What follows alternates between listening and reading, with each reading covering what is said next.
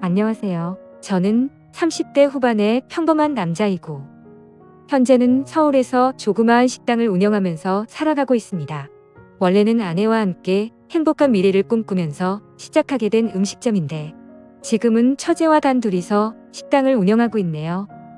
정말 남들에게는 결코 일어나지 않을 법한 말도 안 되는 일들이 제게 일어나게 되었죠.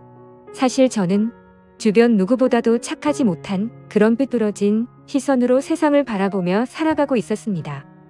어릴 때부터 저는 몸이 정말 허약한 체질이었습니다.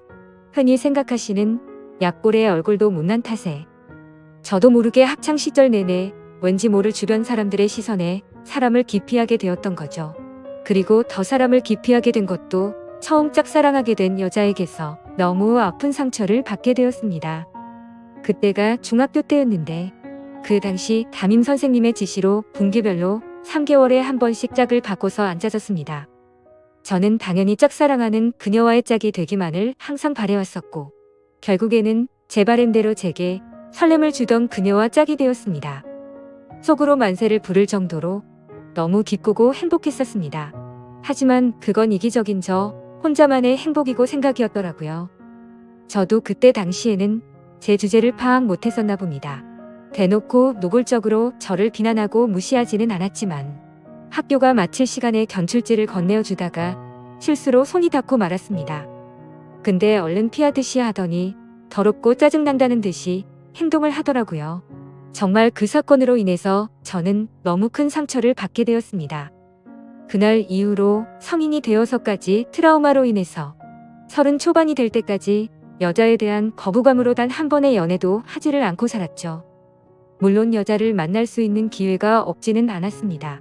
다행히도 나이가 들면서 점점 외모적으로도 자신감이 생겨갔고, 나름대로 저와 사귀고 싶다는 표현을 했던 여자들도 있었으니까요. 하지만 기억 속의 그 일 이후로부터 제 마음은 너무 굳게 닫혀서 열릴 생각을 하질 못했던 거죠. 아무튼 저는 몇 년 전까지만 해도 그냥 이렇게 편하게 혼자 살아가려고 했었습니다. 직업에 대한 자부심도 있었고, 굳이 결혼에 대한 필요성도 느끼지를 못했었거든요. 남들처럼 집안이 화목하거나 그렇지도 못해서 가족에 대한 중요성도 와닿지 못했었고, 요즘에는 일부러 결혼을 하지 않고 살아가려는 사람들도 많은 시대라고 생각했습니다. 아무튼 미래에 대한 생각도 별로 없었고, 그냥 그저 그런 하루하루를 지내고 있던 어느 날이었습니다. 월요일 무거운 몸을 이끌고 회사로 출근을 했습니다. 그런데 사무실에 집게 하나도 빠짐없이 텅텅 비어 있더라고요.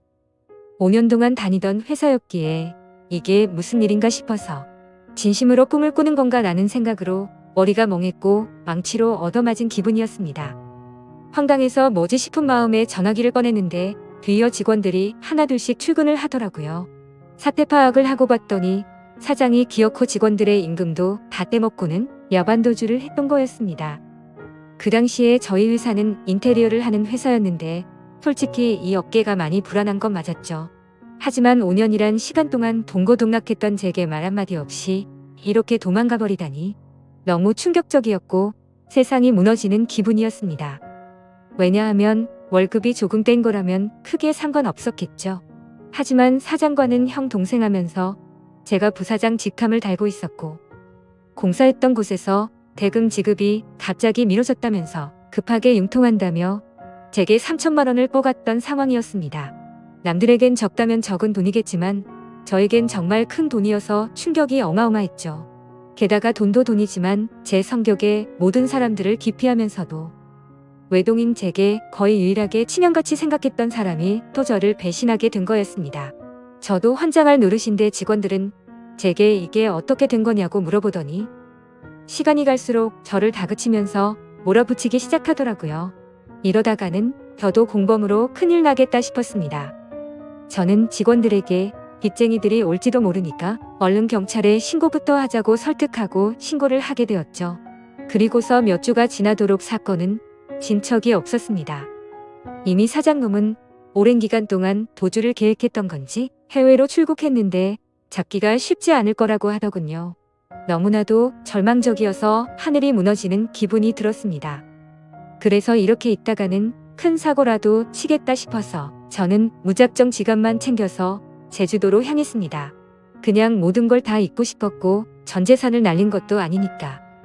차근차근 다시 시작하면 되겠지라는 마음을 가지려고 애를 썼습니다. 아무튼 그렇게 저는 제주도에서 가장 외진 곳에 위치한 펜션에서 숙박을 하게 되었죠. 사실 그때는 아무리 마음을 차분하게 먹으려고 애써봤지만 도저히 정신이 온전할 수가 없더라고요. 결국 기분이 너무 심란해서 생애 처음으로 펜션에서 숯불 바비큐를 준비하고는 소주만 연신 들이부으면서 성승맞게 혼자서 술을 마시고 있었습니다. 그런데 갑자기 옆에서 조용히 저기 오라며 저를 부르더군요. 저는 갑자기 들린 여자 목소리에 어버버되면서 깜짝 놀라고 말았죠. 그 모습을 보더니 여자 2명이 저를 쳐다보면서 제가 놀라는 모습이 웃겼던 건지 웃음을 겨우 참아가면서 저를 보고 있더라고요. 너무 민망해서 얼버무리면서 대답을 했더니 자기네들이 해녀 체험을 하고 왔는데 둘이 먹기에는 너무 많고 버리기엔 아깝다면서 혹시 해산물 좋아하면 좀 나눠줄까요? 라고 물어보더라고요. 저는 여자랑 대화를 하는 것조차 너무 소심했던 성격인지라 그녀의 눈도 마주치지 못하고 생각이란 필터를 거치지도 못하고 감사합니다라고 대답을 해버렸습니다. 아무튼 그렇게 나눠준 해산물도 같이 구우면서 주위를 둘러봤더니 펜션에 묵는 사람들이 저와 그 두 여자밖에 없는지 엄청나게 조용하더라고요. 뭔가 뻘쭘하게 혼자서 소주를 마시면서 먹고 있는데 제가 해산물을 줬던 여자가 말을 걸더라고요. 제주도에 혼자 여행 오신 거냐며 너무 낭만적인 것 같다고 하면서 혼자 심심하시지 않냐고 괜찮으면 자기네들이랑 같이 마시는 거 어떻겠냐고 묻더라고요. 평소에 저였다면 절대로 합석은 꿈도 꾸지 못했을 겁니다. 그런데 솔직히 말해서 어릴 적 짝사랑했던 여자 이후로 처음으로 제 눈에 너무 쏙 들어오는 여자였습니다. 그리고 술도 많이 마셔서 조금 취한 상태였기에 어디서 나온 용기였는지 그러자고 대답을 하게 되었죠. 그렇게 그녀들과 저는 합석을 해서 함께 술을 마시게 되었고 이야기를 들어보니 그들은 친자매였고 어제 숙소에 도착을 했고 일주일간 머물다가 간다고 하더라고요. 저도 열흘 정도를 예약한 상태라고 했더니 잘 됐다면서 그러면 지내는 동안 잘 지내보자고 먼저 손을 건네더군요. 저는 너무 숙맥처럼 쭈뼛거리며 손을 마주잡고 인사를 했고 술이 취하면 취할수록 두 자매와 저는 재미난 이야기들을 하게 되었습니다. 그때 드는 생각이 저도 모르게 말로 나와버렸습니다. 사실 혼자서 괴로움을 삭히려고 왔는데 혼자 있을 때는 더 괴롭더니 지금은 괴로운 게 다 잊혀지고 너무 즐거운 것 같다고 말했습니다. 그러자 언니였던 제 이상형의 그녀는 무슨 일이냐고 제게 물어봤고 저도 모르게 그동안의 고충을 푸념하듯이 얘기를 하고 말았죠. 그런데 그런 지루하고 재미없는 얘기인데도 불구하고 그녀는 너무 진지하게 저를 똑바로 쳐다보면서 이야기를 들어주고 진심 어린 조언을 해주더라고요. 생전 처음으로 느껴보는 친절함에 저는 너무 행복했고 설레었습니다. 그렇게 꿈처럼 행복했던 시간을 보내다가 자리를 끝마치게 되었죠. 다음날 저는 전날 있었던 일에 민망해져서는 만나면 인사를 먼저 건네야 하나? 아니면 아는 척을 하지 말아야 하는 건가? 온갖 생각과 고민을 했었습니다. 그러나 그런 고민들이 무심하게도 밖에 담배를 피러 나갔더니 그녀는 반갑게 저를 보고 웃으며 인사를 하는데 심장이 쿵 하고 내려앉는 것 같았죠. 여행하러 와서는 하루 종일 주무시냐며 인사를 건네는데 저도 어색한 인사로 답을 했습니다. 그러더니 오늘 우리 같이 밥 먹으러 가기로 한 거 잊었냐면서 묻더라고요. 저는 취한 나머지 해선 안 될 짓을 했구나 싶었고 괜히 여행 방해되고 싶지 않다며 어제 했던 말은 잊으라고 말하며 재밌게 여행을 즐기라고 했죠. 하지만 그녀는 끝내 고집을 피우더니 결국 그날 하루 종일 두 자매와 저는 여행을 함께 보내게 되었습니다. 그러다 보니 자연스럽게 그녀들과 저는 같이 붙어 다니며 매일같이 여행을 함께 즐기게 되었고 정말 꿈만 같던 시간은 너무 순식간에 지나가 버리더군요. 그렇게 두 자매의 마지막 날이 되었습니다. 솔직히 좀 많이 서운하더라고요. 고작 며칠밖에 안 되는 시간 동안 저는 그녀에게 더욱 빠져들었고 마지막 인사를 건네는데 저는 도저히 용기가 나지 않았습니다. 그때 그녀는 갑자기 제게 포옹을 하면서 덕분에 즐거운 여행이었다고 말을 건네주더군요. 너무 외롭게 살아오던 저는 순간적으로 마음이 울컥해서 눈물이 날 뻔했습니다. 그렇게 그녀들을 떠나보내고 혼자서 남은 여행을 보내는데 이건 도저히 여행이 아니다 싶더라고요. 행복한 시간들이 끝나고 나서 또다시 괴로움이 시작된 건 아니었습니다. 오히려 그녀와 지낸 시간들 덕분에 괴로움은 이미 잊은 지 오래였고 그녀를 또다시 보고 싶다는 생각이 너무 간절해지더라고요. 그래서 저는 인생을 살면서 가장 큰 용기를 내게 되었죠. 평생 혼자서 살다가의 연애는 꿈에서조차 생각 못하던 제가 그녀와 함께 행복한 시간을 갖고 싶었습니다. 집으로 돌아온 저는 진짜 하루 종일 고민에 고민을 하다가 용기를 내서 그녀에게 전화를 걸었습니다. 어두침침한 제 성격과는 다르게 그녀는 반갑다는 듯이 밝게 전화를 받아주었습니다.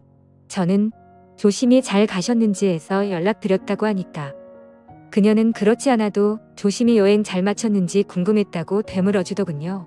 그렇게 몇 마디를 주고 받게 되었고 어차피 제가 말을 잘하는 편도 아니었기에 단도직입적으로 말했습니다. 제가 주말에 서울에 일이 있어서 가게 됐는데 시간 괜찮으면 밥이나 먹을까요? 라고 물어봤습니다. 그러자 잠깐의 고민도 없이 그녀는 그러자고 대답을 했고 약속을 잡은 뒤에 통화를 끊게 되었죠.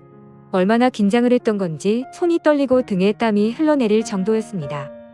며칠 뒤에 약속 시간에 그녀와 다시금 만나게 되었고 행복한 시간은 또다시 순식간에 흘러가더라고요.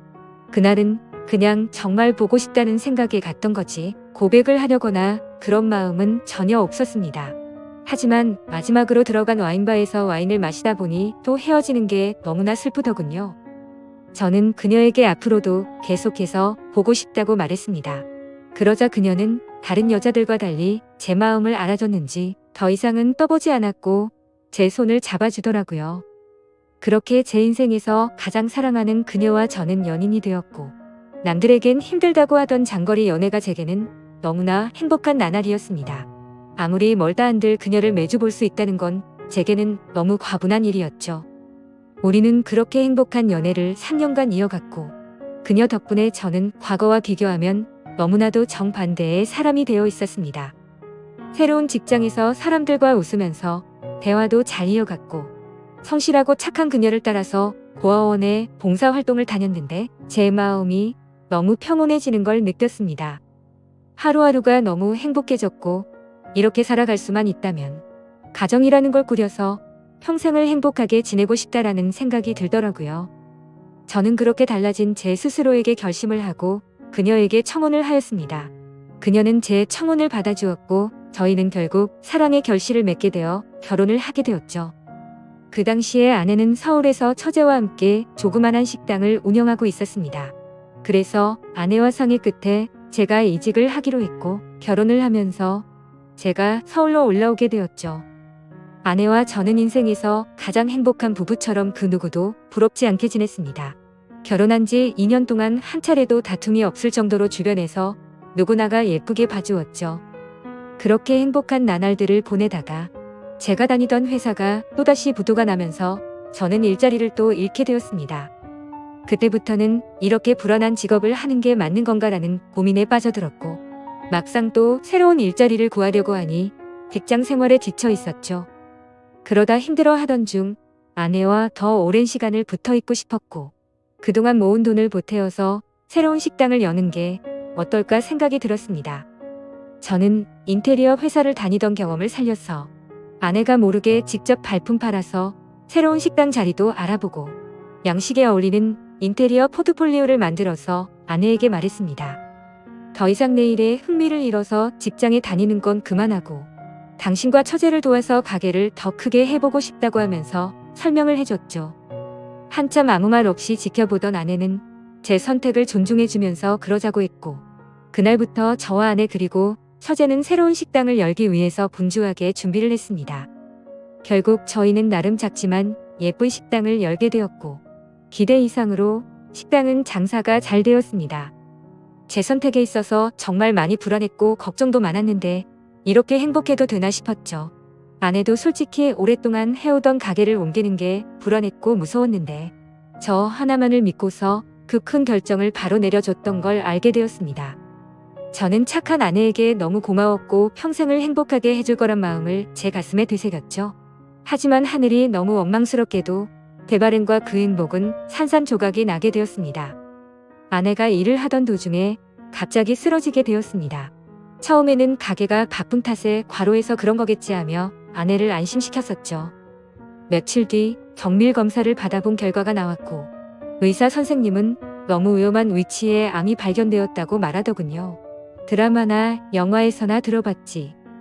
이런 일이 제 아내에게 생길 줄은 정말 상상조차 못했기에 그 자리에서 바로 눈물이 났습니다. 의사 선생님이 말을 이어갔습니다. 이런 말씀 드릴 때가 자신도 가장 마음이 아프다고 하면서요. 솔직히 말해야 할 것 같다며 아무래도 너무 위험한 수술이 될 것 같다고 하면서 아내분에게도 솔직히 말씀을 드려야 한다고 하더라고요. 그 말을 듣는데 아내를 처음 만났던 제주도에서 처음 만난 그날 밤이 떠오르고 그동안의 일들이 순식간에 주마등처럼 지나가는데 저도 모르게 애처럼 펑펑 울어버렸습니다. 아내에게 이 모든 사실을 솔직하게 털어놓는다는 게 너무나도 어려웠습니다. 하지만 저를 저보다도 잘 아는 아내는 저를 보자마자 눈치를 채더라고요. 펑펑 울어서 알아본 건지 너무 경직되어 있는 저를 알아본 건지 저는 있는 사실 그대로를 말해줬습니다. 아내는 괜찮은 척하면서 오히려 저를 위로해주면서 말을 하더라고요. 솔직히 너무 무섭고 화도 나고 슬프지만 저를 만나서 그동안 너무 행복했다며. 그래도 위험하긴 하지만 끝까지 포기는 하지 않을 테니까 좌절하지 말자고 하더군요. 그 말을 듣는 순간 제가 너무 부끄러웠습니다. 정작 아픈 아내는 저렇게 용기를 내서 힘을 내려고 하는데 도저히 저부터 무너질 수가 없었습니다. 처가댁에 연락을 해서 이 사실을 말씀드렸고 장인어른과 장모님 그리고 처제는 아내에게 찾아와서 미친 듯이 펑펑 울었습니다. 그러자 아내도 그동안 참았던 눈물이 터진 건지 애처럼 펑펑 우는데 정말 가슴이 찢어졌습니다. 그렇게 아내는 항암 치료를 시작하게 되었고 날이 가면 갈수록 급속도로 야위어가는 아내를 보고 있으니 모든 게 너무 원망스러웠습니다. 괜히 나를 만나서 아내가 이렇게 아프게 된 것만 같고 죽을 만큼 너무나도 힘이 들었습니다. 그렇게 힘든 시간을 지나서 아내의 수술이 있기 전날 밤 아내와 저는 한참 동안 이야기를 나누었습니다. 그때 처음으로 알게 되었던 건 아내도 제주도에서 처음 본 그날 저에게 호기심이 생겼고 관심이 갔었다고 하더군요. 그래서 다음날 같이 밥 먹자는 약속을 한 적이 없었지만 일부러 거짓말을 해서 같이 합류해서 여행을 한 거였다고 하더라고요. 물론 제 여행을 방해하고 싶었던 건 아니었고 제가 그날 밤 혼자 있을 때 더 괴롭다고 했던 말이 밤새도록 신경이 쓰였답니다. 제 아내의 성심이 깊은 건 알았지만 그 말을 듣는 순간 눈물이 멈추지가 않더군요. 그러면서 수술이 어려운 건 우리 모두가 다 잘 알고 있는 사실이니까 지금 말을 해야겠다고 하더라고요. 혹시라도 자신이 잘못되더라도 제발 당신 탓이라고 생각하지 말고 행복했으면 좋겠다고 말했습니다. 그리고 우리가 함께 시작했던 가게도 자신에겐 너무 행복한 추억이 가득한 곳이니 슬픈 감정보다도 행복한 추억을 떠올리면서 계속 지켜달라고 했죠. 그렇게 밤새도록 저희는 끊임없이 많은 대화들을 나누었고 결국에 제가 인생에서 가장 사랑하던 제 아내는 이 세상을 떠나고 말았습니다. 아내를 떠나보내고 하루하루가 너무 괴롭고 인생이 무너진 듯 슬펐습니다. 솔직히 돈 몇천만 원 사기 당했던 건 정말 세 발의 피조차도 안 될 정도의 괴로움이었습니다. 정신 나간 사람처럼 죽을 만큼 술을 마셔 대기도 해봤지만 다 소용없었습니다. 시간이 지나면 이 아픔이 줄어들 수 있을까 싶은 생각만 가득했습니다. 그렇게 집에서 틀어 박혀서 지낸 지 몇 주가 지났을 무렵이었습니다. 항상 조용하고 내성적이던 처제가 집에 들어와서는 마치 다른 사람처럼 온갖 잔소리를 늘어놓기 시작하더라고요. 언니가 지금 이 꼴을 보려고 그렇게 떠나간 줄 아냐면서 화를 내더군요. 형부 혼자서만 힘든 줄 착각하지 말라며 주변 사람들 생각해서 제발 그만하라면서 화를 내다가 울더라고요. 정말 예전이나 지금이나 너무 이기적인 나쁜 놈이었습니다. 저뿐만 아니라 모두가 다 힘들어도 꿋꿋이 버텨내고 있다라는 생각이 들더군요. 울고 있는 처제에게 다가가서 저도 같이 울면서 미안하다고만 되뇌었죠. 그러다 처제와 함께 밖으로 나가서 같이 술을 한잔하면서 이야기를 나누었습니다. 가게는 이렇게 계속 문을 닫아둘 거냐고 물어보더라고요. 솔직히 아내 생각에 미쳐버릴 것 같아서 가게 근처도 갈 수가 없었습니다. 하지만 그건 너무 비겁한 짓이란 것 정도는 알았죠. 그런 생각을 하던 찰나의 처제도 저와 같은 생각을 말하더군요. 언니 생각에 자신도 가게 근처도 못 가겠다며. 근데 언니가 제게 했던 말을 처제에게도 똑같이 했더라고요. 마지막으로 부탁한다면서 좋았던 추억 가득한 가게를 계속했으면 좋겠다고 했답니다. 사실 아내가 왜 그렇게 가게에 집착하는지는 저도 잘 알고 있었습니다. 아내는 저와 제 처제를 생각해서인 마음도 당연히 있었지만 너무 착한 심성에 그동안 어려운 아이들에게 무료 급식을 주던 걸 멈추지 않기를 바랬던 거였죠. 세상에 어떻게 이런 착한 여자가 또 있을까요? 사실 이런 마음을 갖고 있는 것도 가게를 가게 된 날 알게 되었습니다. 처제와 저는 아내의 부탁을 이어나가기 위해서 결심을 했고 다음날 가게로 나갔습니다. 몇 주간 비워져 있던 가게임에도 불구하고 구석구석 너무 깔끔하게 청소가 다 되어 있었습니다. 그리고 그곳에 놓여져 있던 편지가 있었죠. 아내는 가족들과 저에게 너무 많이 미안하답니다. 제게는 평생 행복하게 함께 지내면서 흰머리 나는 것도 보고 싶었고 우리에게 아이도 낳아서 행복한 미래를 꿈꿨는데 너무 마음이 아프다네요. 그러면서 자신을 대신해서 아이들에게 도움을 주면서 평온함을 느껴줬으면 좋겠답니다.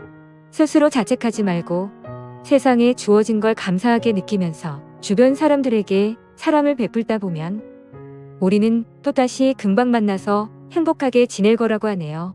처제와 저는 그 편지를 읽고 또 한바탕 울어버리고 말았습니다. 그날 저와 처제는 그동안 상한 음식들을 모두 정리하고 밤새도록 정리를 했습니다. 아내의 바램대로 다시 장사를 하기 위해서 준비들도 하였고 장사를 시작하고서 정신없는 나날들을 보냈던 것 같네요. 처제는 언니 대신해서 잔소리할 거라며 전처럼 느긋하게 할 생각 말고 제대로 도와달라며 선전포고까지 하더군요. 그러면서 꿀단지가 뻑뻑해서 모셔는 저를 핀잔 주더니 숟가락으로 치더니 순식간에 열더라고요. 이제는 예전보다 조금은 더 편해진 처제와 열심히 하루하루를 보내고 있네요. 이 글을 쓰면서도 제 인생에서 제일 행복함을 느끼게 해준 제 아내가 너무 그립고 보고 싶습니다.